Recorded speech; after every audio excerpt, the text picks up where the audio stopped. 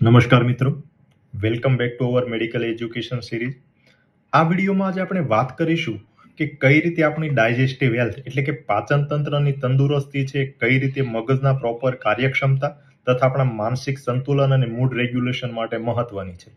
આ ઉપરાંત કઈ રીતે ડાયજેસ્ટિવ હેલ્થ સારું નહીં હોય એટલે કે આપણું પાચન તંત્ર સારું ના હોય તો બ્રેઇન ડિઝીઝ તથા માનસિક રોગ થવાની શક્યતાઓ કઈ રીતે વધુ થતી હોય. આમ તો બ્રેઇન એટલે કે આપણું મગજ છે આપણા શરીરની દરેક સિસ્ટમનો મેઇન સુપ્રીમ કંટ્રોલર છે એવું કહી શકાય.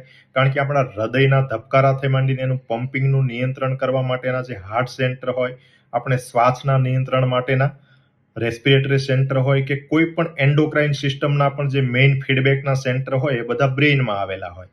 પરંતુ આપણું ડાયજેસ્ટિવ સિસ્ટમ એટલે કે આપણું ગટ પાચન તંત્ર એક એવી સિસ્ટમ છે કે એવું કહી શકાય કે મગજના કાર્યક્ષમતા તથા એના રોગને નિયંત્રણ કરવાની શક્તિ છે આપણા ગટ એટલે કે ડાયજેસ્ટિવ હેલ્થ ઉપર છે. મિત્રો, તમને ખબર નહીં હોય કે આપણું મૂડ કેવો રહેશે, આપણને ડિપ્રેશન, એન્ઝાયટી, ટેન્શન જેવા માનસિક રોગો અથવા તો ડિમેન્શિયા, અલ્ઝાઇમર, આપણી મેમરી પાવર, આપણું કોન્સન્ટ્રેશન, આપણો કોગ્નિટિવ પાવર, એનો વધુ આધારિત આપણી બ્રેઇનની કાર્યક્ષમતા છે, એનો વધુ આધાર છે બ્રેઇનના કેમિકલ કરતાં આપણા ડાયજેસ્ટિવ સિસ્ટમ એટલે કે પાચન તંત્ર ઉપર વધુ છે.